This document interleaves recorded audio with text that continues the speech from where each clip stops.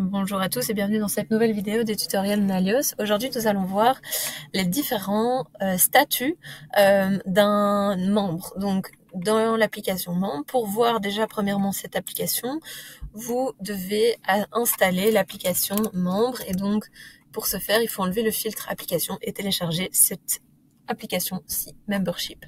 Une fois que vous aurez téléchargé ceci, vous aurez accès à cette application. Et du coup, pour le moment, vous pouvez voir, il n'y a aucun membre. Alors, pour vous expliquer les configurations, ici, j'ai créé un produit d'adhésion que j'ai nommé cotisation et qui a une durée du 1er décembre au 31 décembre. Voilà. À savoir que chaque produit d'adhésion crée un produit, en fait, dans toute la base des articles. Et ensuite, ici, je vais donc commencer à vendre mon produit d'adhésion à un de mes contacts afin qu'il puisse devenir membre.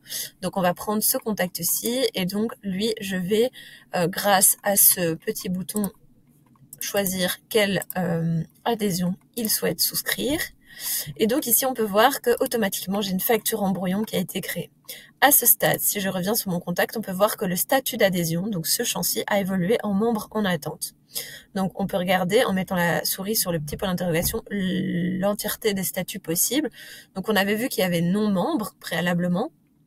Mon non-membre, c'est simplement un contact qui n'a jamais été membre et qui n'a pas d'historique.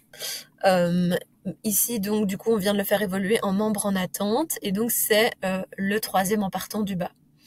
Maintenant, nous allons voir comment le faire passer en membre facturé. Donc, pour ce faire, en fait, il faut que la facture qui a été générée soit confirmée. Là, maintenant, elle est confirmée, mais elle n'est pas encore payée. Et donc, là, maintenant, on peut voir que le membre a été facturé. Et donc ensuite, j'aimerais bien le faire évoluer en membre payant. Et donc là, je vais retourner encore sur ma facture et cette fois-ci, je vais simuler le fait que mon contact a payé en créant un paiement. Et là maintenant, on peut voir que le statut a évolué en membre payant. Ensuite, j'ai encore deux statuts que nous n'avons pas encore abordés, l'adhésion annulée ou l'ancien membre. L'ancien membre, nous saurons malheureusement pas le faire par cette vidéo, étant donné qu'il faut qu'on attende la période de fin d'adhésion. Donc, imaginons nous serons le 1er janvier 2025.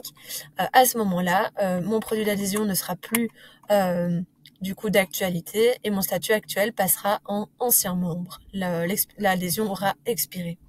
Et pour que mon adhésion soit annulée en standard, en fait, il faut annuler la facture. Après, comptablement parlant, c'est à discuter, mais je vous montre son évolution. Donc ici, je peux remettre ma facture en brouillon et ensuite je peux l'annuler. Et si maintenant je vais dans mon contact, on peut voir ici que le statut actuel de l'adhésion est passé en adhésion annulée.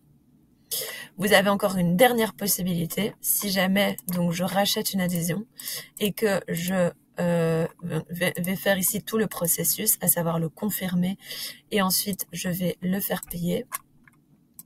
Si comptablement vous ne voulez pas annuler la facture, donc là ici on peut voir que j'ai renouvelé son inscription et donc ceci a été pris en compte et donc maintenant son statut a de nouveau évolué. Et donc ce que je pourrais faire éventuellement, c'est donc créer une note de crédit d'extourne, tac, que je confirme. Et là maintenant par contre il va passer en non membre car la facture a complètement été extournée et annulée. En espérant que cette vidéo vous a apporté plus de clarté, on se retrouve bientôt pour de nouvelles vidéos. Bonne journée!